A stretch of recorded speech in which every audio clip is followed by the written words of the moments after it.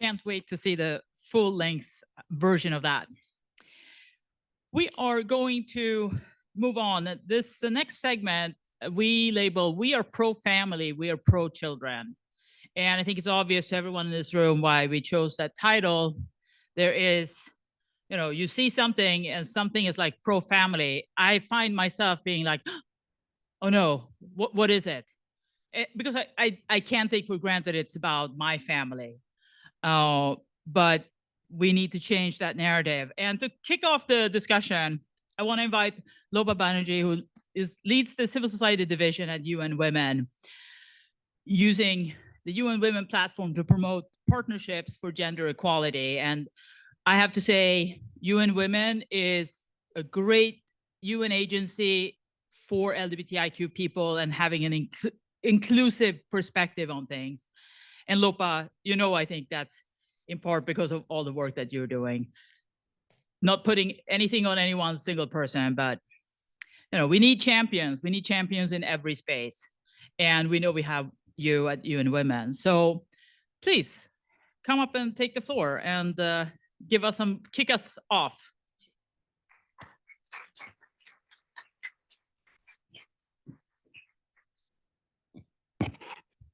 Good afternoon, everyone. Hope everyone has had a good lunch. And I'm glad I'm not standing between you and any meal. Thank you so much to Outright for inviting me to be part of this space. I stand here as an ally, as a supporter, and I look to you, Outright, as a partner. It's a great privilege for me to be talking today about family. Across history, the idea of family has never been neutral. From the time it was recognized as a social construct, it has been a site of politics, informed, influenced, and tied to the project of the state itself. In that sense, it has been both a site of resistance and compliance.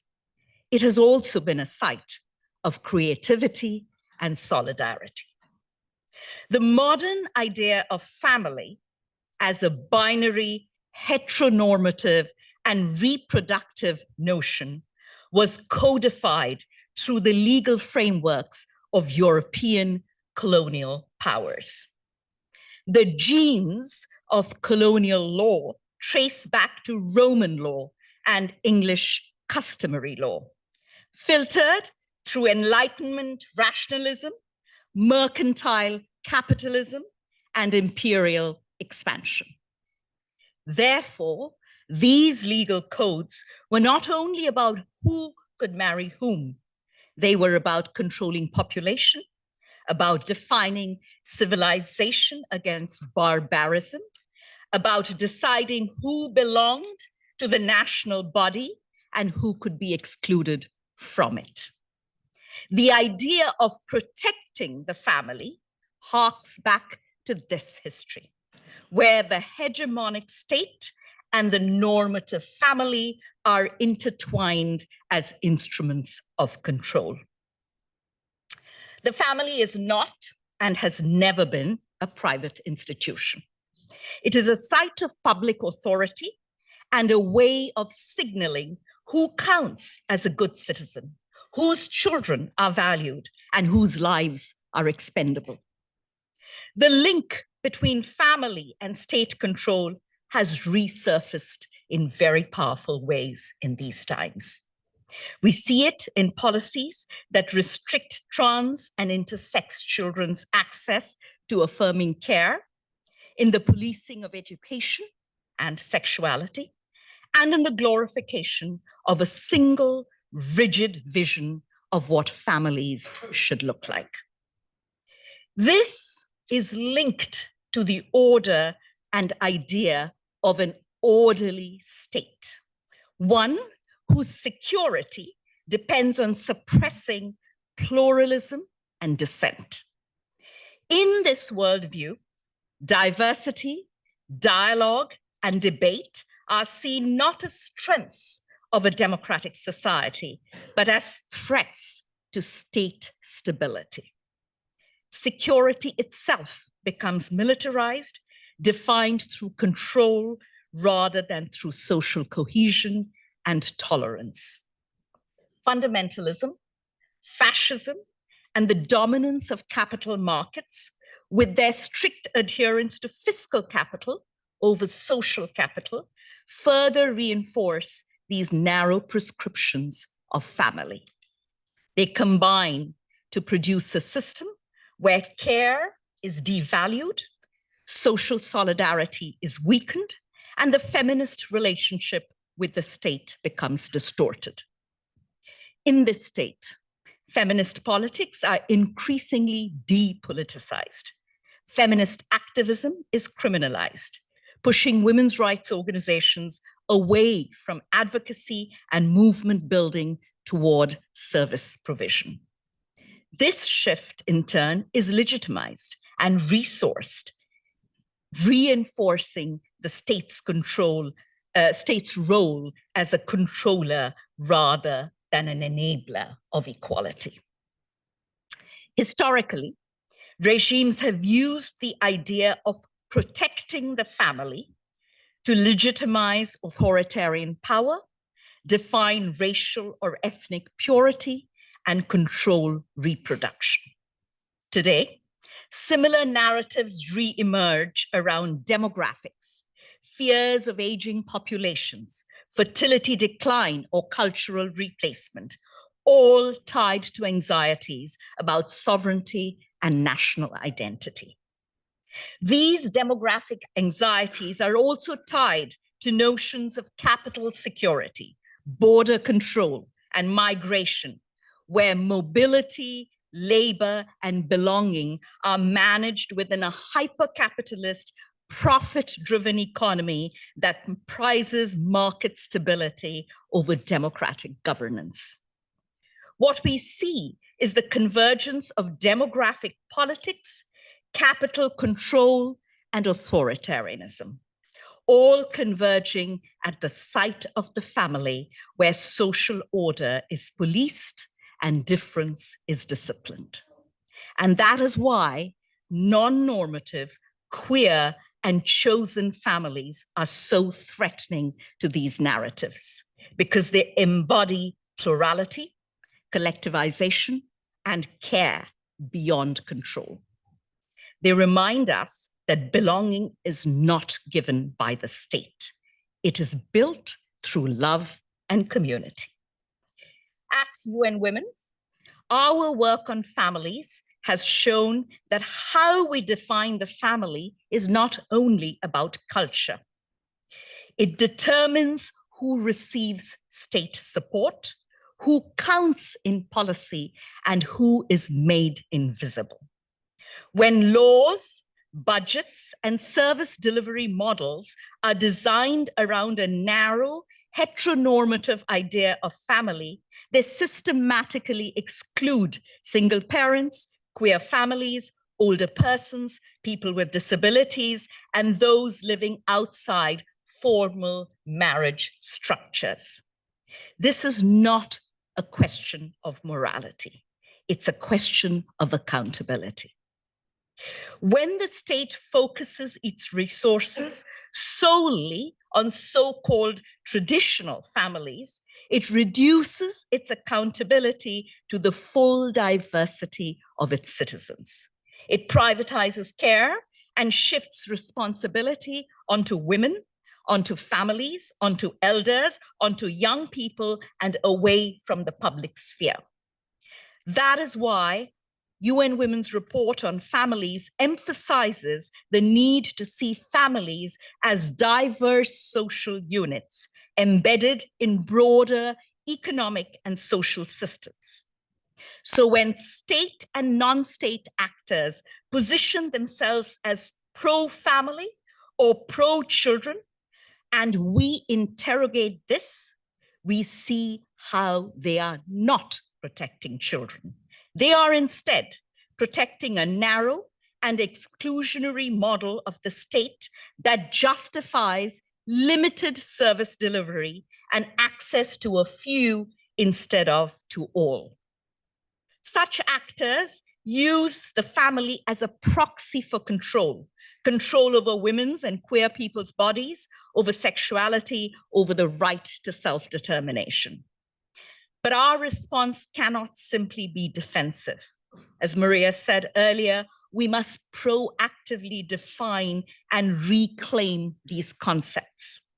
To be pro-family is to invest in care systems that sustain all families, recognizing, as UN Women's Progress of the World's Women report shows, that unpaid care work powers the global economy.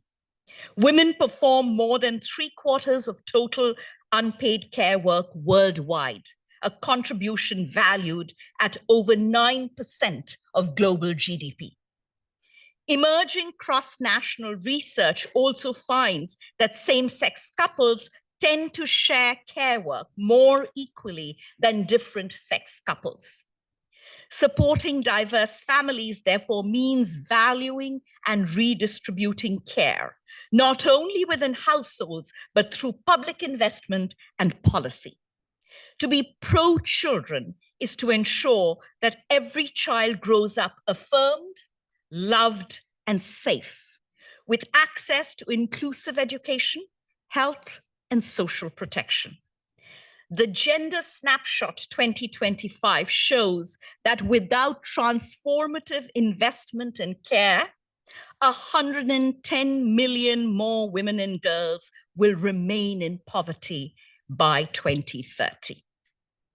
And to be pro-humanity is to recognize that equality strengthens social cohesion and not weaken it.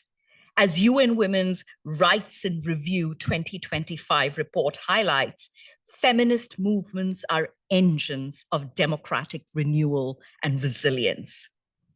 As we commemorate the 30th anniversary of Beijing and approach the deadline of the 2030 Agenda and contemplate the future of multilateralism itself, these questions are not peripheral. They are at the heart of how we define equality, democracy, and the social contract. Because the family, as a site of care and love, is also a site of justice if we ensure that policies, laws, and norms reflect plurality, not control. UN Women continues to work alongside feminist and LGBTIQ+ movements through our Push Forward strategy and the Beijing +30 action agenda to challenge exclusionary narratives and build solidarity across movements and ensure that equality frameworks in law, policy, and service delivery reflect the real diversity of human lives. So, when we say we are pro-family, we are asserting something profound, that love, care, and solidarity cannot be legislated into uniformity, that inclusion, not control, sustains societies, and that when every family can exist with dignity, the state itself becomes stronger, not weaker. Thank you.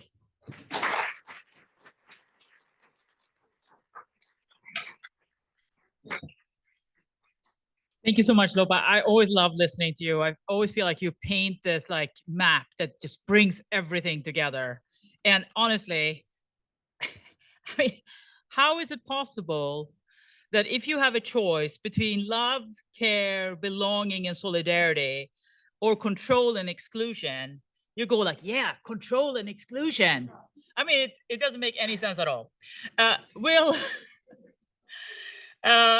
We will dive deeper into this topic with the help of our panelists. And so I'm going to ask my colleague Alberto de Belaunde, who you already know, to come up, and he will be moderating this next panel.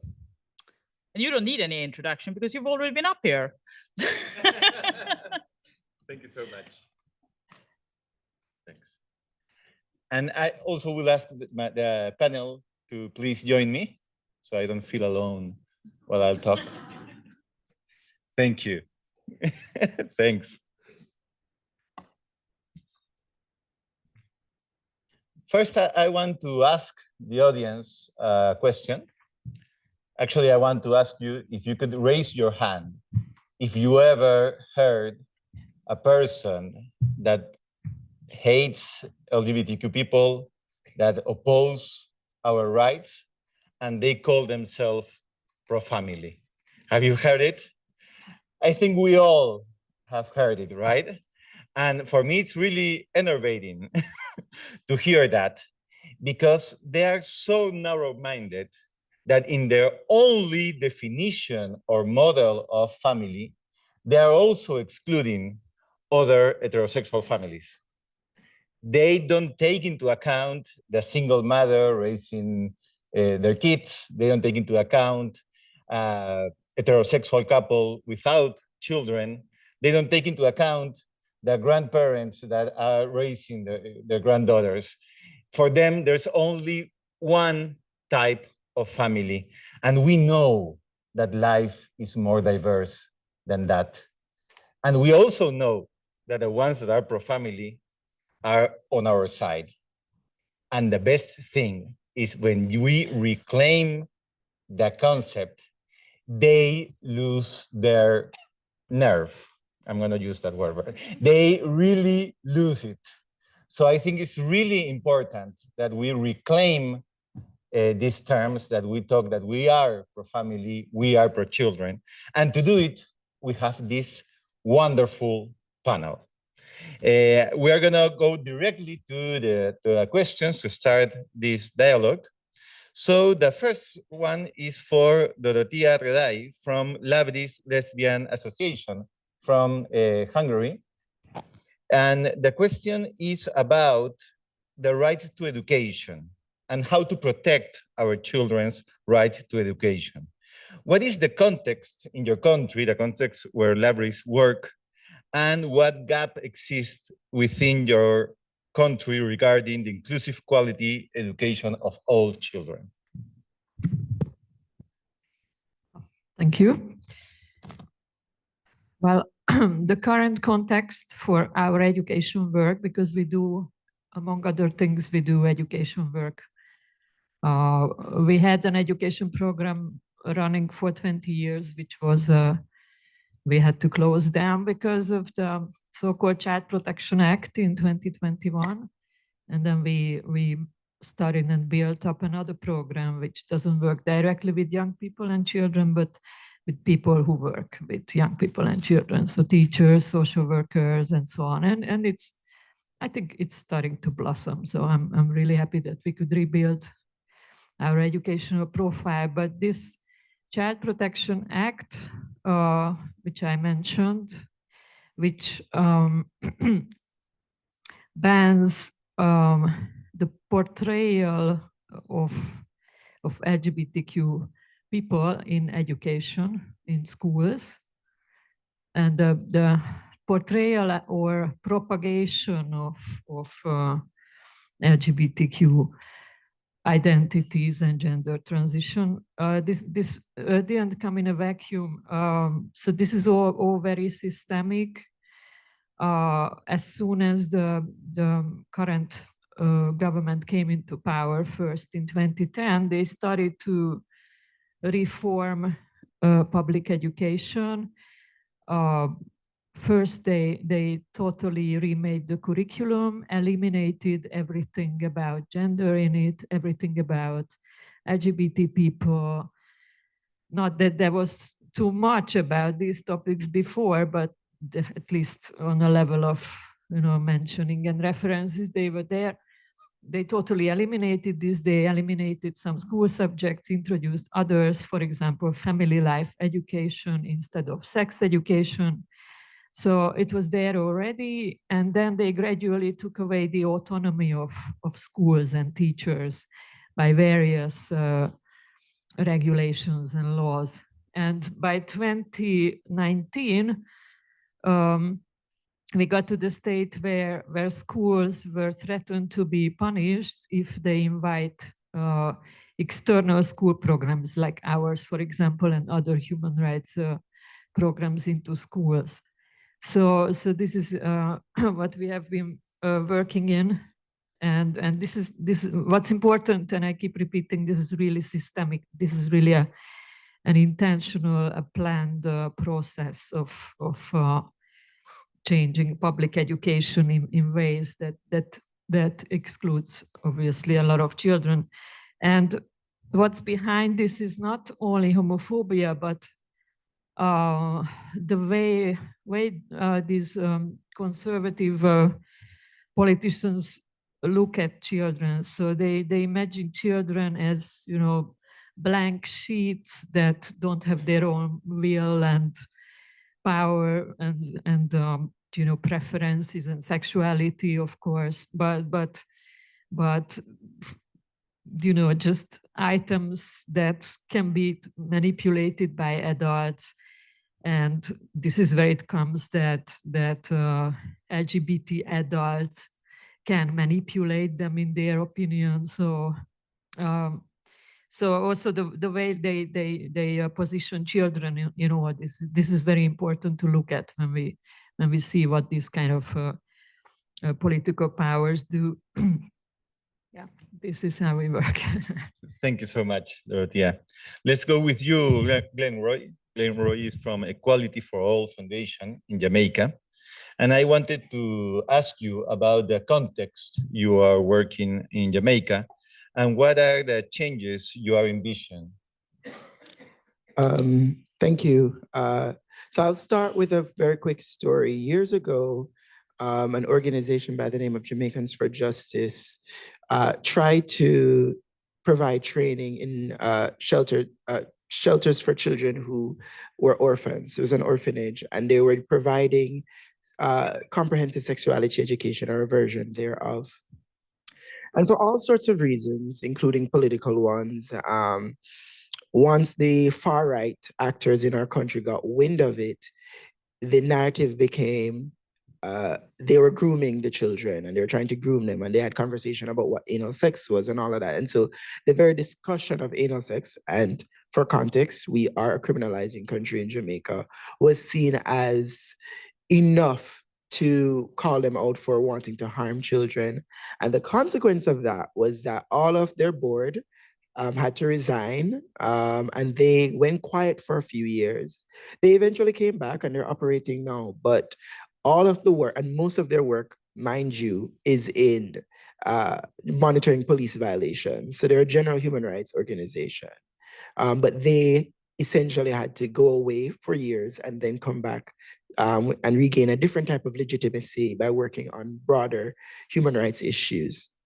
And so as an LGBT rights organization working in that space, there's even greater pressure on us to work around education, because whereas that organization was able to go away, we would not survive anything similar. And so when we talk about the context for this type of work around inclusive education, I can share a few quick statistics.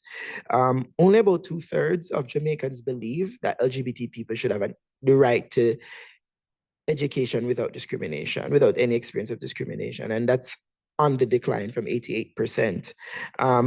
More than half of them express discomfort with their children being taught by a gay teacher. On the flip side though, more than 1/3 of LGBT Jamaicans have experienced bullying in school, and teachers were less likely to do something even if they knew what was happening. So all of that kind of compounds in a situation where 84% of our community does not believe that the curriculum as it stands addresses their needs, because the wider society would never allow it to address their needs. And so within that context of criminalization, lack of public support, and unwillingness to even talk about queer issues, it makes it very hard for an organization like mine to be able to do this kind of work. We have found a workaround, which is finding ways to train people that work with young people, both inside and outside of schools. So we have youth innovation centers where we've trained all of them, and we've created guidelines on how to provide those services to members of our community, social workers, of course. as well as teachers in smaller instances. And that's how we've had to try and address the issue of inclusive education, because it's such a stonewall when you try to have that direct conversation with the Ministry of Education or with particular schools. But I will leave with a silver lining. In one of our trainings, we did have a conversation with a social worker who had a queer client. He was young and he was also in an orphanage. And she did not know how to navigate talking to him about being mindful of being queer and what that means in a space like an orphanage, which is not always safe, without essentially telling him to not be gay. And while she fought with her religious beliefs, we ended up on a compromise where I gave her language where she could just tell him to be safe and you don't have to get into that sexuality. So all of that to say is that I do believe with more trainings and with more engagements, we'll get there. It's just a slow uphill battle. Thank you. Thank you. Now let's go with Fafali Akortsu from Intersex Persons Society of Ghana. And I wanted to ask you about intersex children. When we talk about LGBTIQ issues, let's not forget the I. So please tell us more about the context in your country. All right. Thank you. I believe when we say pro-children, it has to mean all children, including intersex children. But then the narrative is different in my country. When a child is born with an ambiguous genitalia, they are seen to be a spiritual error. And so what happens is that they are sometimes killed because they believe that their ambiguous nature is a spiritual error. So they are to go into the other world and reincarnate back in, because of the binary notion of sex that we experience and the fact that we do not completely understand what intersex is about. Also, when it comes to those that are born in the various hospitals, the facility or the doctors, they try to fix these children into either male or female because it is believed that their ambiguous nature is an error as well. So they are forced to undergo medically unnecessary surgeries, which are irreversible. And sometimes when the child grows up to puberty, their secondary sex characteristics do not align with the sex that was assigned at birth during that corrective surgery that they claim they are doing for the child. Also, when it happens like this, there are instances where the child would grow up and may not have a gender identity that aligns with what was assigned to them at birth.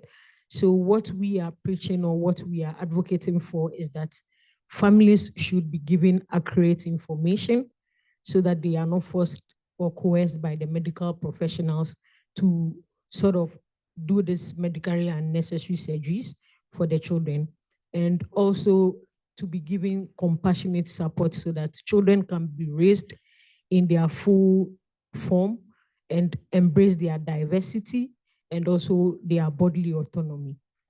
This is not only a peculiar case for Ghana, but it's something that is happening across the African region.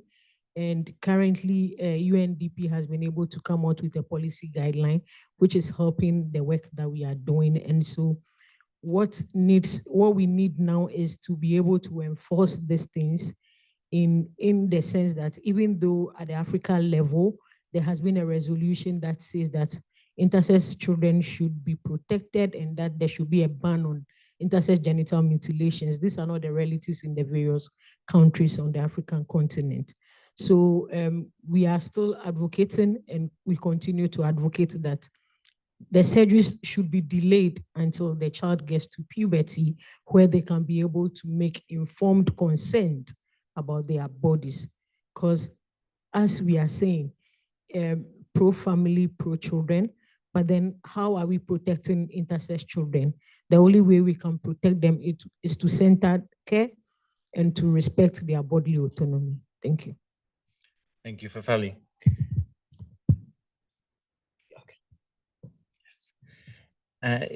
Thank you. And let's go now with Sasha Butchert from Lambda Legal here in the US.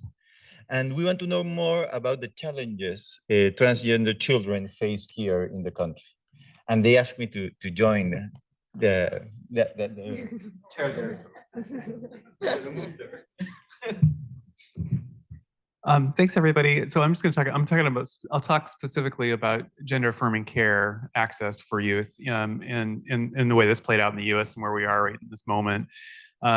In 2022 and 2023, we saw a wave of anti-trans healthcare bans that targeted youth. And when I say youth, we all traditionally understand that to be under 18, but they've really been pushing that to 25, as was mentioned earlier. So asterisk. But half the country now has state level bans in the US on access to care. And Lambda Legal and other groups, stepped in when these bans started to pass and challenged them in court.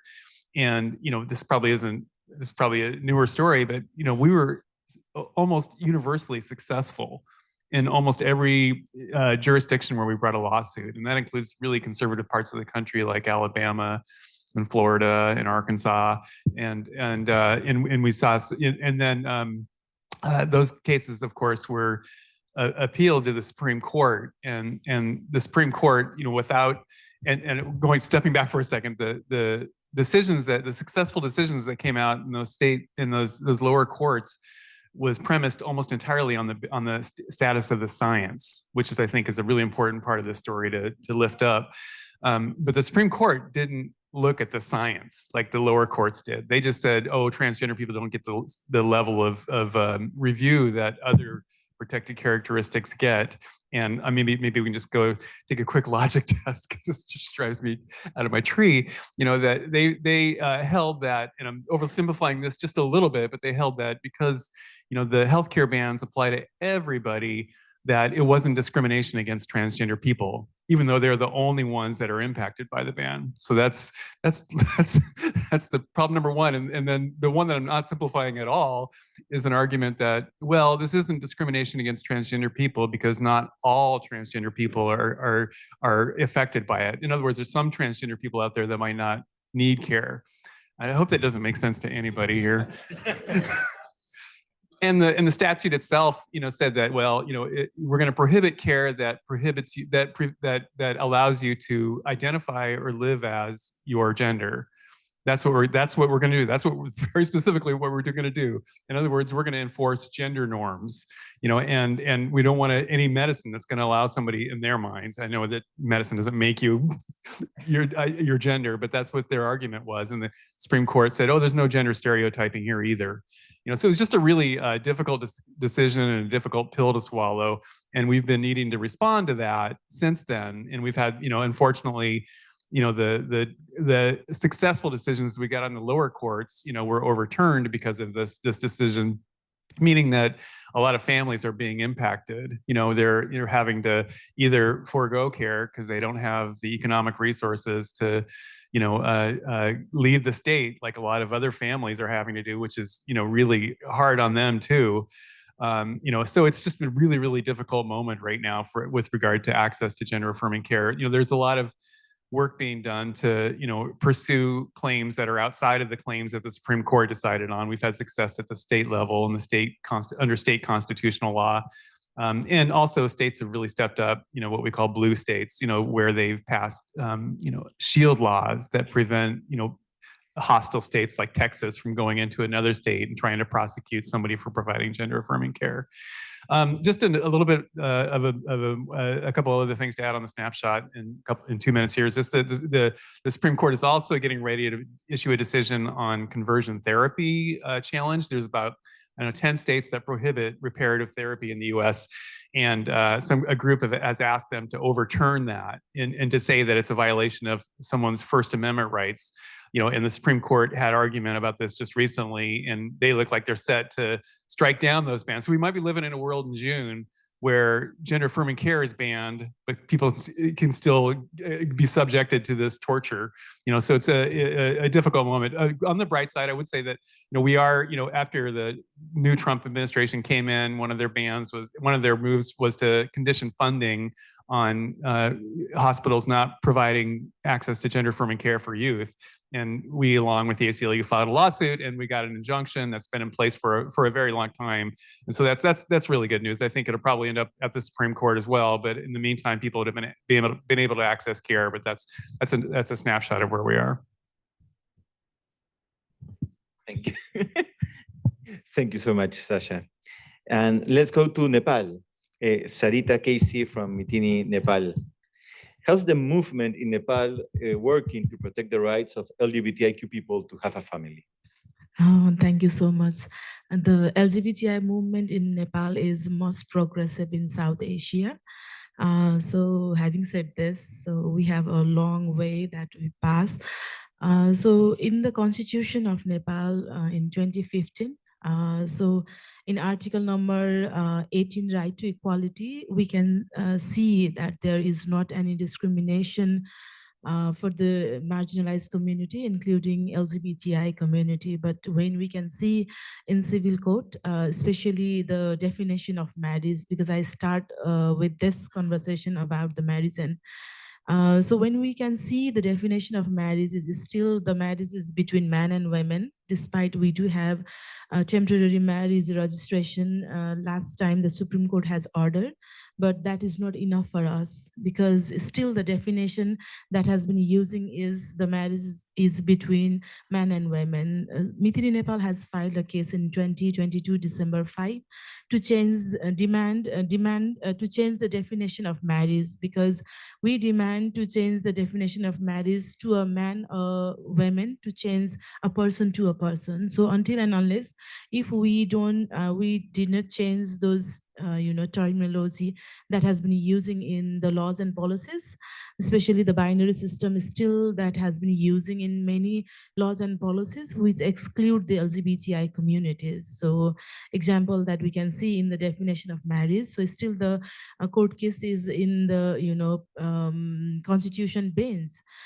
So though we do have temporary marriage registration, but so that is not enough. We have been, doing many campaigns to register the marriage for the community member, to sensitize them. You should have go and take those opportunities, because so until and unless if we did not take those temporary marriage registration, then how we can advocate for the full marriage registration for the LGBTI community. But what we can see in the community level and in the local level, that we do have 753 local unit where the registrar officer are also unaware about the temporary marriage registration, which Home Ministry had directed to the local unit. So this is what the community, so when they went to the local unit for the marriage registration, it is still difficult for them to register, because the registrar officer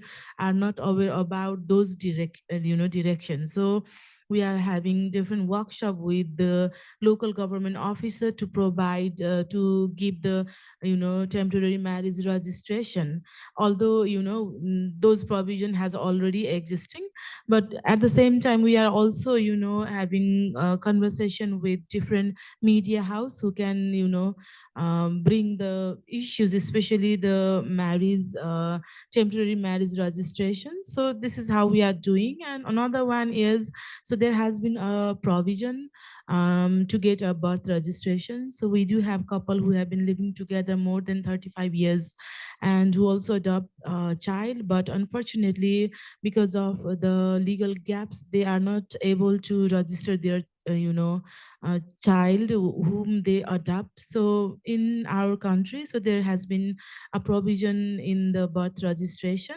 So there is a name of father and mother. So in this regard, what if a same-sex couple adopt a children? So who would be the, for instance, a lesbian couple who adopt a children, so who will be the father and who will be the mother? So those contradictions that we have been facing in legal provision. So this is why we have been advocating with the House of Representatives and National Assembly, and we strongly highlighted the how the MPs has been focusing on the binary system, and we are trying to break those binary system. So if those continue, then that laws and policies excluded us. So this is how we have been, advocating with the community and for the movement. So yeah. Thank you, Selida.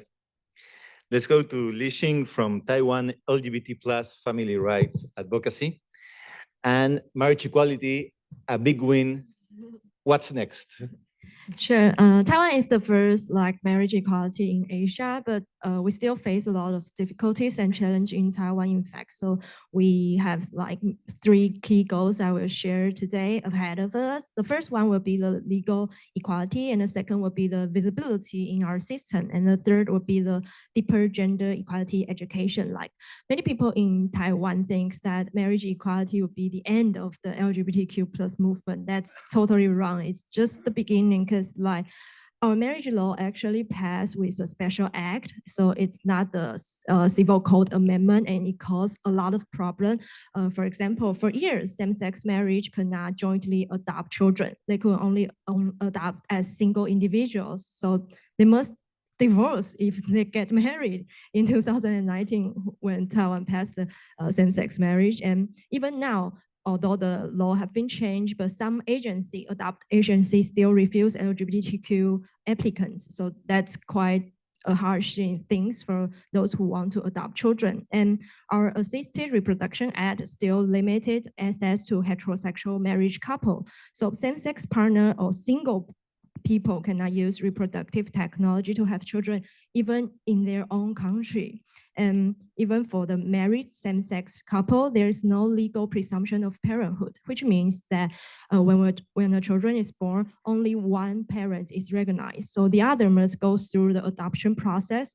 It takes months, even a year. And so the children's rights aren't fully protected. And in this case, we must ask, who is really protecting or pro-children in these cases when LGBTQ plus parents are so longer to have a stable relationship with their children, and the system refused to do it, even that it claimed that it is pro-children, right? And transgender people in Taiwan also continue to face injustice. They are still required to undergo the surgery before allowed to change their gender marker. This is not only violated the bodily autonomy, but also shows that in Taiwan, our legal system still runs a strict gender binary. And beyond the law, the deeper problem is the institutional invisibility. Like in all the national surveys or policy database, there are no question about SOGI. So when we are invisible in data, we are invisible in policy. And when needs are unseen, resources never arrive from the government. Take LGBT plus youth, for example, their experience of bullying, mental health need, high rate of suicide, are only visible thanks to the civil society, not government effort. And so to truly achieve the equality, the government must first recognize our existence in our country. And during the marriage equality campaign, there is actually a very clear generation gap that younger generation is more supportive, while the elder generation were more conservative. But there is a notice that in recent years, the anti-gender movement has started to inflect the younger people too. So nowadays, people just know what should they say or what should they do, but they know how to look right, but not really understanding why I should do it. And so when they don't believe in it, they don't live it out. That's why deeper gender equality education matters so much. It helps people move from beyond just knowing the right thing to understanding why it matters and to truly make it part of their everyday actions. And finally, I want to say that in Taiwan, it doesn't change truly the way it operates. And we think equality is already achieved just because the law is passed. And that is the dangerous part when the LGBTQ plus people might be disappear from the policy. And so when people say that I treated everyone the same, it sounds fair, but it ignores the long history of discrimination and oppression on LGBTQ plus people. Truly, equality doesn't erase differences. It means understanding, seeing, and supporting those differences. we still have a lot of work to do in Taiwan. So to make LGBTQ plus people visible, to make our need heard, and to make equality something real in our daily life and not just in law. Thank you so much, Xing. Let's go now with Fafali. Tell us more about the work you're doing to reclaim the narrative in your country. So reclaiming the narrative is at the heart of the work we do. So for too long, intersex lives were described by others either as a medical problem, a curiosity, or secrecy. So at Intersex Persons Society of Ghana, one of the things we are doing is telling our lived experiences and using storytelling, both within the traditional media and also the mainstream media, where we have documented intersex stories, and also educating families by what we are doing now is we have trained some midwives and community educators who are working at the maternity units at the various hospitals where parents who are pregnant go to for care. So we are trying to make them understand that every child, in whatever diversity, in whatever form they are whole and complete, and they are not a taboo or a curse. So another thing we are also doing is that we are leveraging the policy gaps and also the policy briefs that we have gotten access to. We are using them in terms of high-level advocacy. We are trying to meet with national, state human rights institutions who are mandated by the government to uphold the fundamental human rights of everybody. And some of the consultative meetings we have had so far have been productive. And also Ghana was up for the review of the Sustainable Development Goals. So we leveraged on that and also did a spotlight report highlighting some of the gaps in the achieving the Sustainable Development Goals for all. And we made specific recommendations.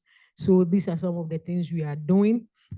And also in terms of awareness creation, we are also talking to parents who are having intersex children, because there were times where intersex children were abandoned at various teaching hospitals because of the ambiguous genitalia. So we believe that if we combine the policy gaps, awareness creation, and telling our lived stories, would be able to change the narratives. Another thing is that now that we have the UN and the Africa Commission for People and the Africa Commission for Human and People's Rights resolutions, what we are doing is that we are trying to leverage on these resolutions to make sure that the government would be held accountable, would implement these resolutions into laws, and we also would need funders to come across and also help us, because most of the things that need to be done, it all involves funding. But currently there has been a backlash, as we all know. So we are calling on all to understand that visibility without accountability is not protection, and we must turn awareness into law, clinical standards, and funded community support. Thank you. Thank you so much. Sasha, tell us more about the lessons you have learned in the amazing work you do trying to protect trans kids' right to healthcare. Thank you. I think I'll talk about the work that we're doing to shift public opinion mostly, and I think one lesson that we've continued to learn every day is the importance of I don't think we're ever going to win if it's just policy wonk talking to policy wonk. We have to humanize the discussion. We have to the people have to understand that there's human beings that are on the other side of these policies. And so lifting up, the stories of people in our community has been something that we've really tried to do more and more of, and make sure that their stories are getting out into the world. So that's a big piece of it. And to demystify the care has been a part of this. I don't tell anyone, but I'm not a big fan of gender affirming care, the term, because I feel like it makes it sound like it's some other weird treatment that is outside the world, and it's not. People, youth, non-transgender youth undergo hormone care or puberty blockers for any number of conditions. That was like a central argument in our case, is that the same care that you provide to a kid with precocious puberty, you deny to transgender people just because they're transgender. That's discrimination. So I think that's a big piece of it. I think, you know, part of it is, you know, continuing to make the arguments around the science. We have to, somebody's got to believe the science, you know, so, you know, it's just so important to continue to raise the alarm about the way that science is being undermined and misused. You know, the entire Cass review is premised on this argument that, you know, this is dangerous care because it's a quote, low quality care. And, you know, almost all care is low quality care. The reason it's called, it's a term of art that's underneath a scientific, rigorous process called the grade system. And almost, you know, almost an aspirin is low quality care.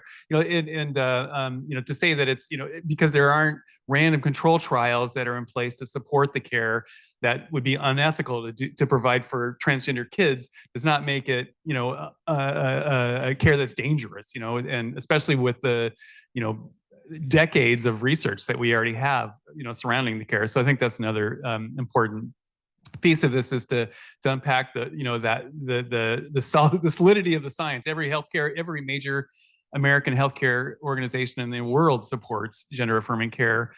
I think that there is a problem though with getting to the general public and the narrative about certain topics. For example, you know, the regret rate for youth undergoing gender affirming care is around 1%. I've never seen a study over 5% for kids obtaining care for gender affirming care, you know, and the far right trots in, you know, 3 or 4 detransitioners, and all of the air is sucked away, you know, and I don't know how to shift the narrative. That's what I guess, you know, communications professionals can do, but it's issues like that, and translating that low quality scheme, that's what I'm going to call it, into, you know, language that people understand intuitively, you know, and instantly is a real struggle. So I don't know if that's the lesson we've learned is how do we have to figure out how to get that across to people if they're going to care about this, and the other points I was making. Thanks.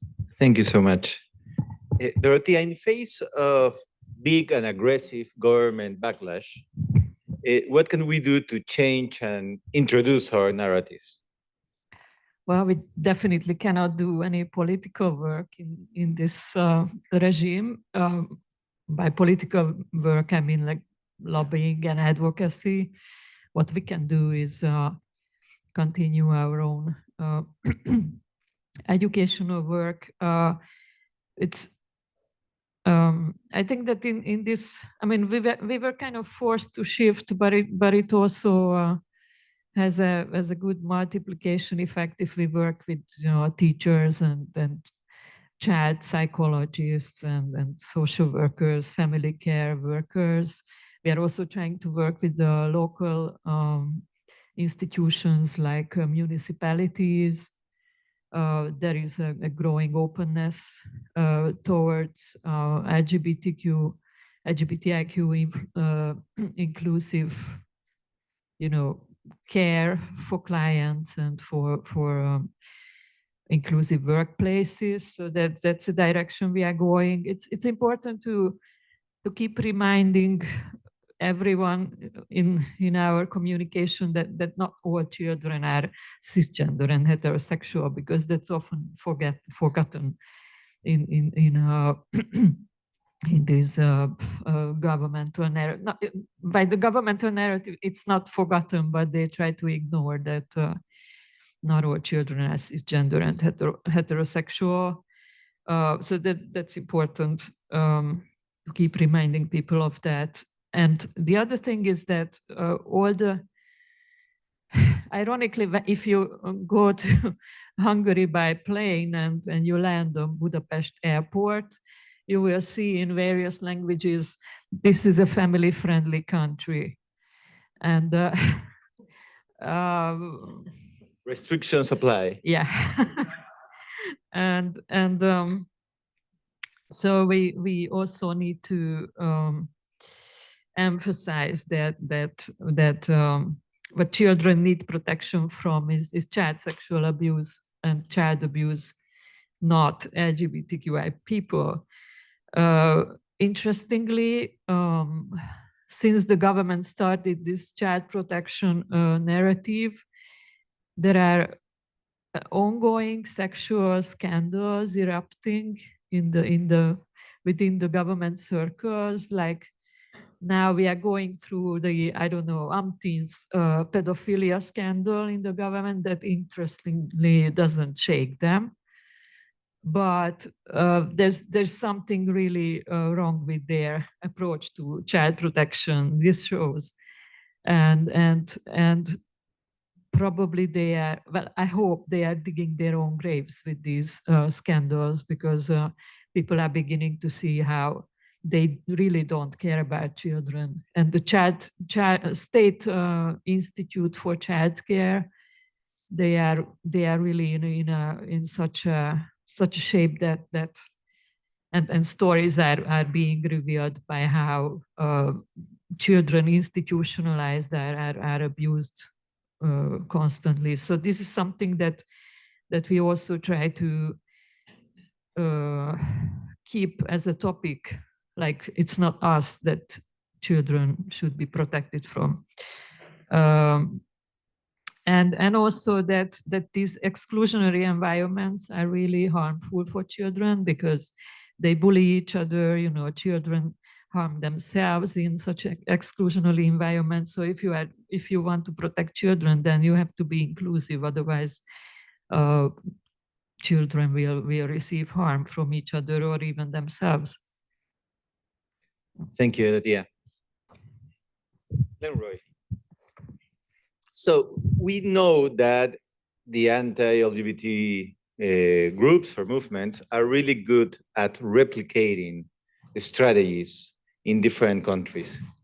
And I wonder, because as we all know, there are advocates from all over the world joining us at our summit, if we could also try to give some strategies, or at least methodologies, of how to advocate for inclusive education outside of a particular country. In the sense is, what lessons or what strategies do you think we could use to try to apply different lessons to different realities? Thank you. Pretty good question. So the first thing that comes to mind is, well, we all exist in different regional networks. For example, within the Caribbean, there are several different networks that we exist in, whether it's ILGA, North America and the Caribbean, the Americas region of the Commonwealth Equality Network, and so on. And as a consequence of that, we do engage each other a lot in different conferences and fora where we are sharing strategies. Carry Flags, which is a regional organization, does have a monthly webinar of sorts where we talk about the strategies that are happening. And I think those platforms for information sharing that already exist are beneficial. I think, though, that could be complemented by, just as a space, this might be expensive, but complemented by actual exchanges. I think it would be useful, but in regions where it's more cost effective, have situations where activists are going to other organizations and kind of learning how they're implementing strategies there, learning how they're addressing those issues. Because I feel like that way, they'd be better able to develop new strategies. And then specific to the inclusive education bits, which admittedly for us in the region is tricky for all of us across the board, because education tends to be the hard line where the fundamentalists draw. But I do think that a lot of the work around narrative shifts, and in this region, we're able to talk about, for example, our shared identity as Caribbean people, our shared experiences as Caribbean people, kind of going back to the different images and frames of how we grew up, the kind of experiences that we have, whether it is carnival or the music or the food or the culture. In there are big high school alumni associations that some of us are a part of, and learning how to infiltrate those spaces to have the necessary conversations around inclusive education.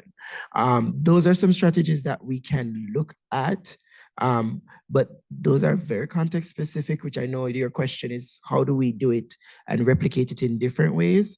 And I'm big on taking the idea of inclusive education and finding local language that facilitates that. Language is related to unity, shared experiences, and the shared benefits of education. I think in our context, because education has been such a big part of how previously colonized people get out of poverty, there's opportunity there to build shared appreciation of the value of making sure education works for even marginalized peoples. But the sexuality bits come in, it does get tricky. But I do think that those emphasizing commonalities is something that can be tweaked per the different national contexts. Yeah, so we need to take the recipe and add some local flavor. Yeah. Great, thank you. Xing, I really love your point about the work does not end when you get the legal framework, right? Because sometimes we envision what success look like, and we imagine ourselves like framing the law we got of marriage equality or whatever, but that's not the end. So tell us more about this narrative change work when you already have the legal framework you advocated for. Yeah, I think like reclaiming the narrative of our story or the definition of family is always the LGBTQ plus families been doing practice in their daily life. And because we have always wanted the same thing as everyone else does, like to love, to care, and to build family, right? Just like any humankind might want. So when people ask if we are pro-family or pro-children, I would say that we are always have been, and every stage of our movement have included family involved.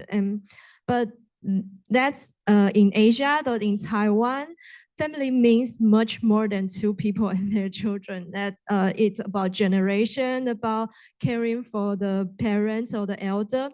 Actually, the research shows that many LGBTQ plus people are actually the main caregiver in their families. And even today, when the LGBTQ plus people, they become the parents, they still long for their parents to support they have children. So in many ways, our work is not only about supporting the LGBTQ parents, it's also about helping their parents to understand and accept their children's family. We are building the bridges between generations, but even after the marriage equality, the legal framework, why we still have to reclaim the narrative of family? Because law can change quickly, but the culture takes time. So through the large scale survey, we can see that the public acceptance of LGBTQ plus people in Taiwan is growing, but the stereotype and stigma is still exists, especially around the idea of family. So it's often imagined as something with bloodlines and like a father and mother structures. And these ideas are so deeply rooted in Asia family expectations. So rainbow family are often seen as exception or even like question about whether we can provide a complete home for the children. But when the LGBTQ people become parents, we change all those things of all those assumptions. Our family show love and responsibility can also create kinship, not only the blood type. And a child may not share blood with their both parents, but can still be embraced by both families. So that's not the failure of the tradition, but I would say that it's the evaluation. What family means, we expand the definition of families.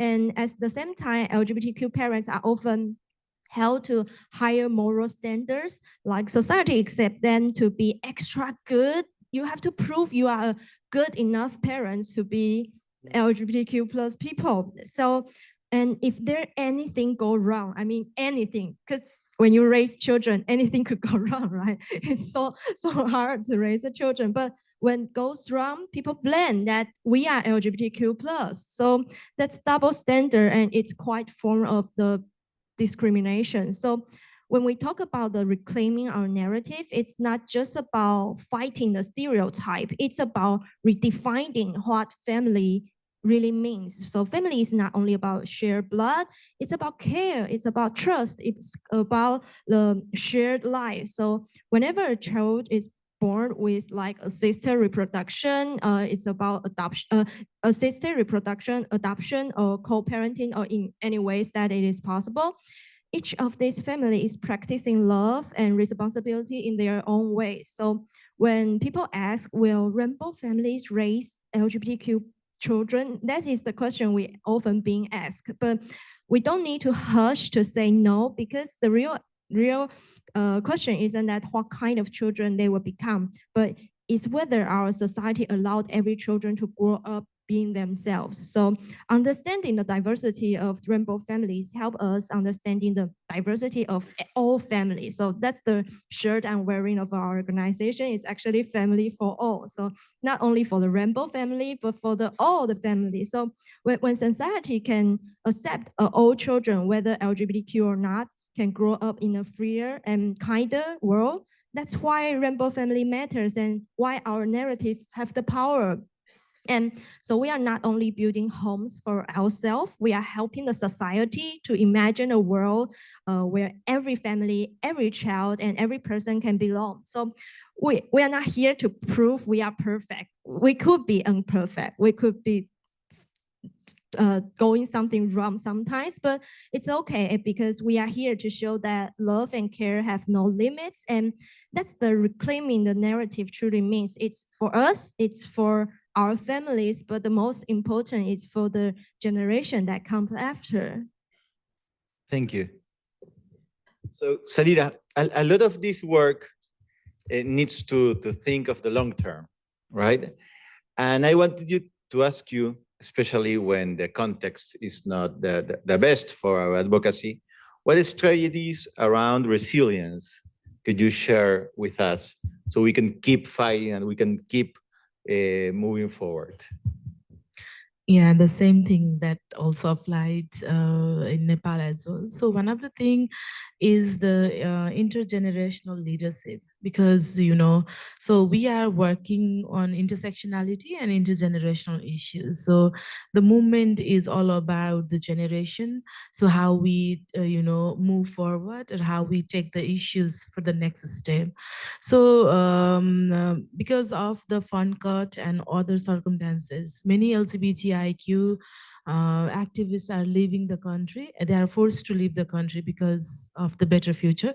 So one of the things that could be is the building the leadership of the young LGBTI actives so that they continue the movement. So for that, you know, so we have been providing different trainings to the young people, how they can do lobby and advocacy in local level, province level, federal level, and international, you know, mechanism as well. So that could be one thing. And another is the building alliances. So in the context of Nepal, so when the movement has started, so during that time, we LGBTI organization are only one who lead the movement. But now we have allies, you know, so UN agencies are also there, embassies are also there. We do have, you know, women, civil society, medias are also there. So building alliances is also another aspect that could be a long-term, you know, maybe we can do a partnership or, you know, and another one is evidence-based advocacy. So since we do have data and evidence gap, but when we collect those evidences, so we can, you know, utilize those for the long term on the aspect of the community aspect, the movement, and the program aspect.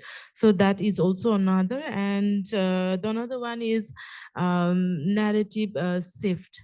So when it comes about the family, so we are closely working with the Curriculum Development Center.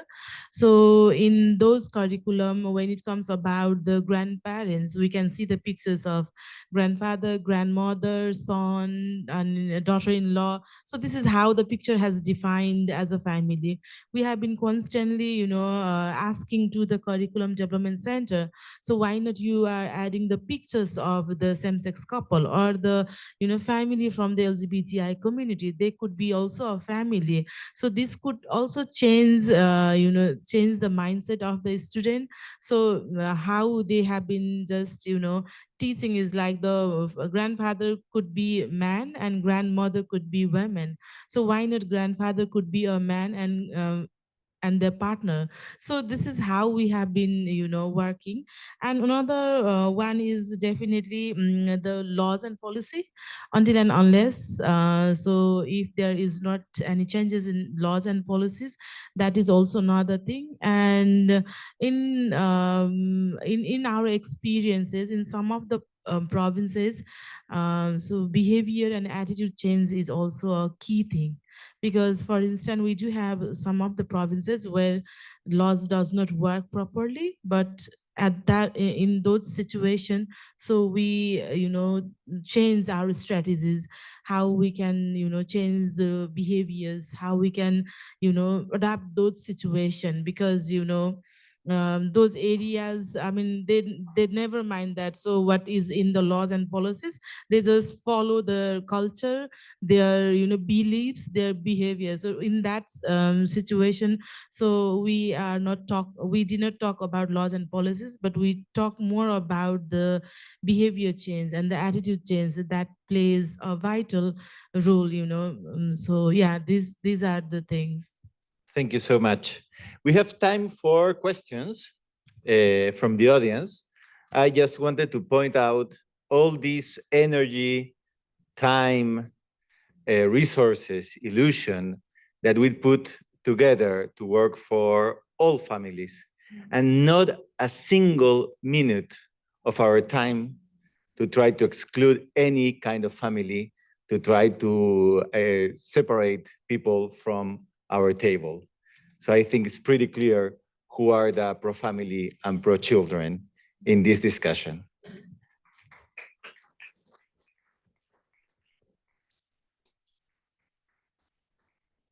Please. This is on? Yes. Hi, my name is Ariana. I wanted to briefly go back to that recent Supreme Court case about gender affirming care. One aspect of that case that I found particularly troubling was the fact that the law at issue made an exception allowing for so-called gender normalizing or sex normalization care for intersex children. I think it really drives home the point how much these so-called pro-children groups are really invested in denying children their bodily autonomy, specifically as it pertains to sexuality and gender. So to kind of bring that around to a question, I'm really interested to know, how do you all see autonomy and bodily autonomy for children fitting into this sort of argument and framing of the LGBT movement as a pro-children movement? Yeah, thank you all so much. Thank you. Yes. Thank you so much. My name is Manuela Beto. I work for IPPF, which is a global network of sexual and reproductive health and rights. We work also across the globe. As you have said, we are facing a huge backlash at the moment. We see it on the ground. We see it everywhere. We see it also in the UN. I think my question is very simple, maybe a bit philosophical for this afternoon, but as IPPF, as an ally, as a partner, what can we do also to help you reclaim that narrative? What can we do better as a movement? And just wanted to hear your thoughts on that. Thank you so much for everything today. And thank you outright for this great summit. Thank you. Yes. Hey all, Maxine Klein, UBS and Open Finance. My question is for Sasha. So you brought up the Scrimetti case, which Lambda Legal and others worked on litigating. And one aspect I don't think touched upon enough is how Justice Barrett specifically said that there isn't a history of discrimination against the transgender community. I believe the word she used was no de jure discrimination. No worries, no worries.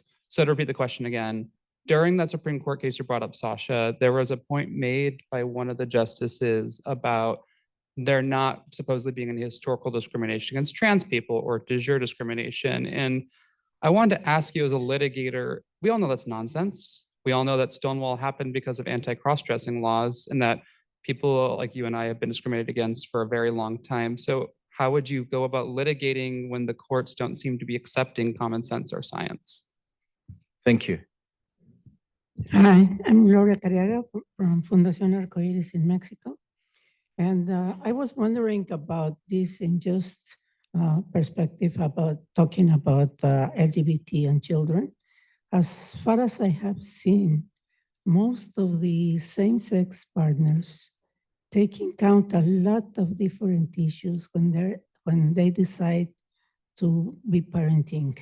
I mean, they really focus on the needs of the children that they are looking for, and they take into account so many different issues to be sure that they have the tools, the resources, the capabilities to really support this process.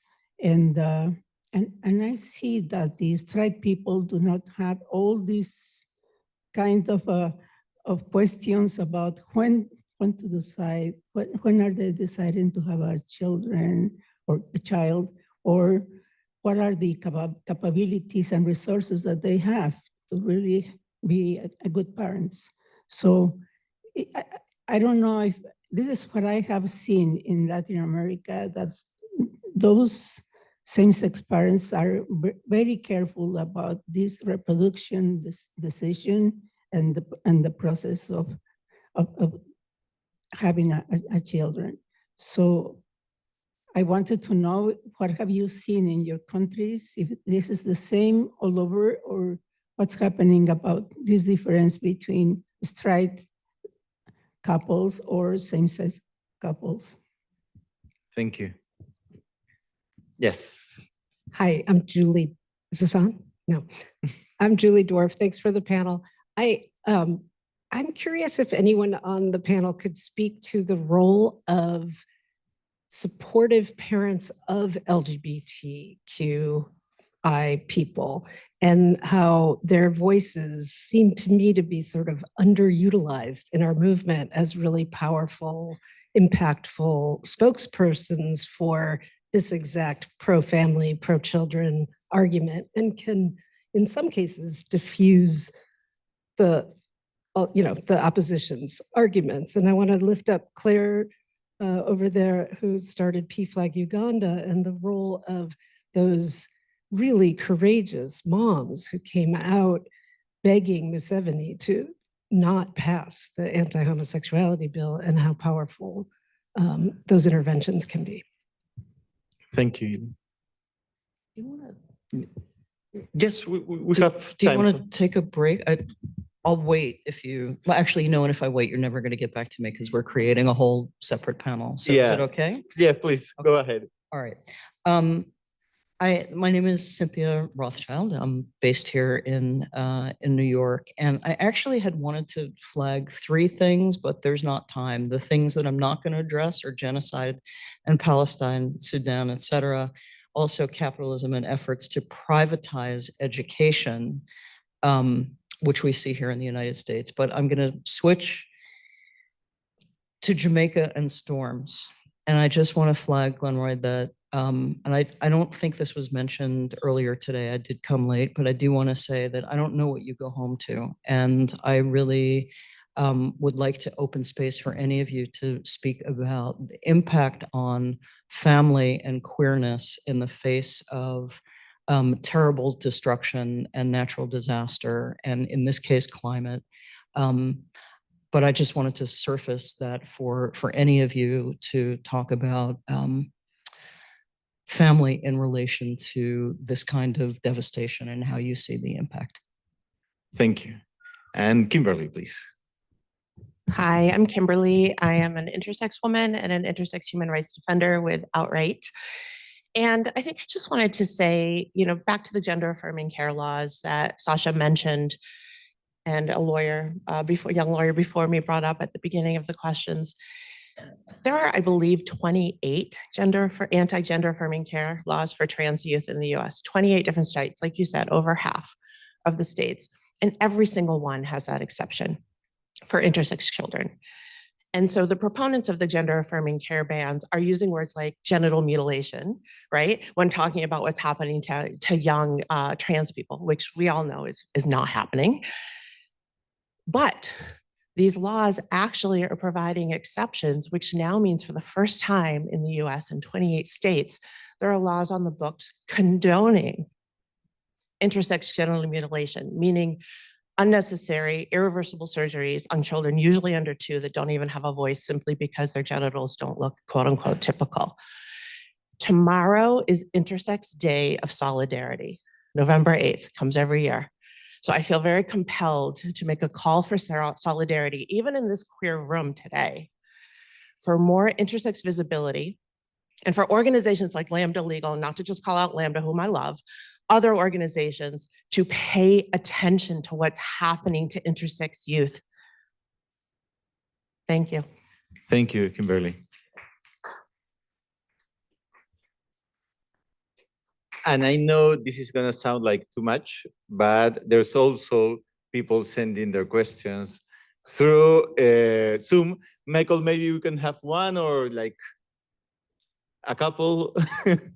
So far, there haven't been any direct questions, but there's been a really lively conversation around these issues of developing narratives and counter narratives, including some comments that there are ways of reframing narratives, that even if the opposition is doing better now and is more disciplined, and a lot of shout outs to Xing around the Taiwan example of connecting LGBTIQ families to broader families and the needs of families in general. And also some comments around even issues like detransitioning, really reframing that issue as also an issue of self-determination. Thank you a lot so of much. different ideas about how to reframe issues. Thank you, Michael. So I have a fun challenge for, for you all. Let's try to answer the questions that resonated with us in 2 minutes or less. And fun fact, when I was in office, sometimes they only gave me 1 minute in the floor to say all the things I had to say, and they turned off my mic after that. We are not turning off mics, but yes, we are asking for synthesis. So, Sasha, you go first. Thank you. I'm really fast. I think that the question of bodily autonomy and the intersex exceptions is a really important point, and I'm sorry I didn't bring that out earlier. That's so critical, and it really ties into, what underlies all of these bans and the sports bans too. By the way, it's gender essentialism. It's that we're going to determine who you are. You're going to strip you of your autonomy, and you have to be this if this is what's on your birth certificate. And I think that's just a really important point to make. I think that there is a tension. One thing I didn't bring up is that a lot of the cases that we've won was based on the fundamental rights of parents to provide their kids with the best care that they can get, and saying that this violates the Constitution by telling a parent they can't provide that care. But there is a tension with the autonomy of youth to obtain care, because sometimes parents aren't that supportive. So it's a fine line that we have to walk when we consider this question in talking about the rights of parents. And if you've never met a parent of a trans kid, you should, because they're like the most fierce advocates in the entire universe. Yeah. And then there was one other question. Oh yeah, with regard to the de jure, so they didn't get to that question because they decided that if there's some trans people that aren't impacted by the ban, then we don't have to find discrimination, which doesn't even Justice Alito thought that was complete nonsense. So that tells you something. But yeah, you're right. Absolutely. There's just a long history. And the argument boils down to, you haven't suffered enough to deserve protection, which is absurd. So I'll stop there. Thank you so much. Dorothea? Because we don't have a lot of time and I didn't get the question particularly addressed to me, I'll pass the word so that we save time, and I'm happy to answer questions in the coffee break if you want. Thank you. Yeah. Just wanted to respond to Gloria's question. So in our country, especially in Nepal, so there are a few couples who adopt their child, and still they are facing challenges because, as I mentioned earlier, so we do have provision when we adopt a child, so there should be a birth registration which exclude LGBTI parents being parents in those birth registration documents. That's why people are getting scared. If I adopt a child, then what happened about the birth registration? So it is complicated while making a citizenship. So until and unless if if the the newly born baby or adopted child don't have birth registration, they are not able to make a citizenship. So that's why that was one of the major concern, and that's why people are not adopting the child and the thing. And also mention, I just wanted to quickly mention about, as I forgot her name, the IPBF representative. So how you can support us, the movement, since we do have IPBF office in Nepal. So we can see how you have been closely supporting LGBTI movement in Nepal. So what you can support more further is you, because you are also working closely with the government of Nepal, so you can influence governments, especially when it comes about the family and the adoption right. So maybe that could be also one of the areas. And another is definitely the civil society that you have been working closely, that you can also influence them and bring them in positive aspect in the LGBTI movement. So they can be also one of our allies who can we collaborate for further. And yeah. Thank you, Serida. Leroy. Hi, I'll directly address the question specific to what we're dealing with as families in moments of crisis. And thank you for raising that. For those who don't know, Jamaica was ravaged by Hurricane Melissa last week, and we're still recovering from that. My organization is fundraising to provide community-specific relief. And we've already gotten some support from Outright, for which we're grateful, but we're still raising for more because the damage is that significant. But to answer your question, COVID gave us a sample of that. When things happen that disrupt community connection, people end up being stuck a lot of times with their families. And depending on the type of family, and unfortunately in Jamaica, most families at this stage still aren't as supportive as we'd like them to be. And so you're kind of forcing people back into the closet. And when you exacerbate that by the kinds of conditions produced by a natural disaster and not necessarily isolation from a pandemic, you're talking about housing conditions that are not great. You're talking about possibly going to a shelter that is not necessarily LGBT friendly. We're only now getting to be on an advisory committee for the shelters in Kingston, which is a different reality for the shelters in other parts of the island. So there are lots of issues that come up when, as a community, we already exist in vulnerabilities. And unfortunately, it's really the chosen families that, well, unfortunately, it's the chosen families that become relevant in those moments and not necessarily the biological families. I guess there's a question of, does this moment provide us with an opportunity to advance work around making families a little bit more supportive? And that's something I can think about more. Thank you. Thank you, Leroy. Okay, I think there's a question relative is that is LGBTQ parents like more prepared in Taiwan?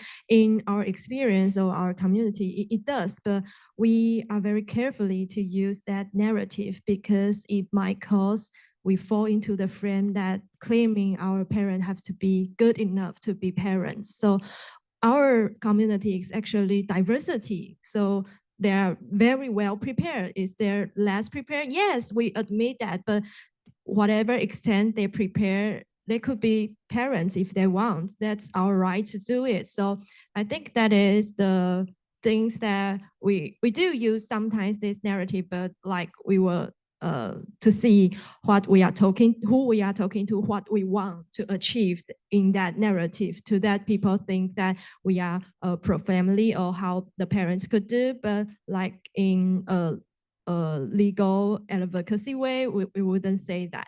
Yeah. Thank you. Feli? So I would say that protecting children should be about protecting their bodies, their voices, and their future. So there should be an ultimate ban on intersex genital mutilation globally, because these surgeries are irreversible. They cause harm to the children, and then the families also are going through psychological trauma. So we should all be in solidarity with the intersex community and make sure that intersex genital mutilations are globally banned. Thank you. Thank you so much. And please, a round of applause for our amazing panelists. And thank you for the great questions. And of course, we are gonna have more time in the breaks to talk to each other. Thank you. Thank you. This was a very enlightening panel. Even though everyone spoke about some pretty big challenges, I love the sophistication in language and the exchange of ideas of how to counter it. And I really think that there's a lot we can do with taking a narrative and not just letting the other side talk about us in any which way they want. We are going on a break. You can start heading back in here 5 minutes past the hour. Grab coffee, chat with each other, run to the restrooms, but start making your way back 5 minutes past the hour.